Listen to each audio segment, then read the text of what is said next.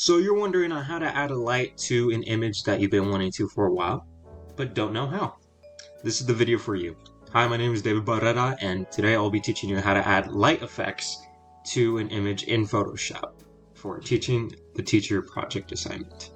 So I've already gone ahead and created the final product of what you're gonna end up with, and we'll see if we can get to this area with a new version. So we'll start over. So what we're gonna do is create a new layer. We'll name them short enough, but we need to get some settings done first. Under the normal layer here, you can have different types of effects of what you want. We'll look at that later, but for right now, I'll put linear dodge add. You also want to go to the blending options and turn off this check mark here, the transparency shapes layer. We'll get back to this once we need to. Click OK. And what we're going to do is copy this layer 3 more times, and we'll name them along the way as we go. So for the first layer, we'll name it Light 1. To get your light, you're going to choose the paintbrush tool. You're going to want to choose the soft round brush and keep everything up here as 100. You're then going to want to make the size of the light approximately around the size of whatever light you need. In this case, this headlight, I'm going to keep it like this. Boom. So in this case, after we do that, you're probably wondering, what's this linear dodge add for? Well, it changes the effect of the light. So this is what it would have looked like normally. Very doled out, very old style looking. You can choose whatever effect you want, but in this case, linear dodge add is something that I would personally recommend. Moving along, we'll call this Light 2. For Light 2, all we're going to do is increase the size of the light for Light 2. And just click once, and you see how bright that is? Pretty bright.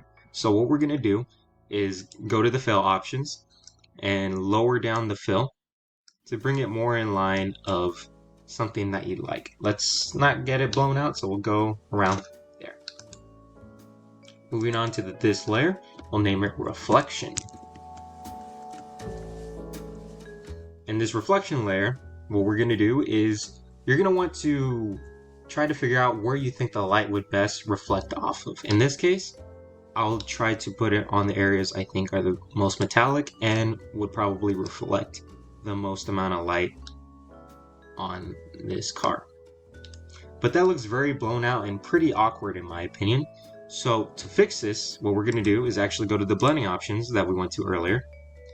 And with the underlying layer here, this can actually change the way that the reflection looks. So if we move it along here, the underlying layer will start basically eating up, for another word terms, the light. And to further extend it, if you hold down Alt, and you can move and split it apart, further making the reflection a lot more cohesive with each other. I'll just go with that.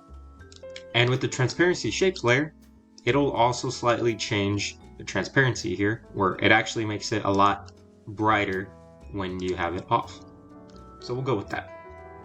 For the last layer, we'll call this Headlight Aura.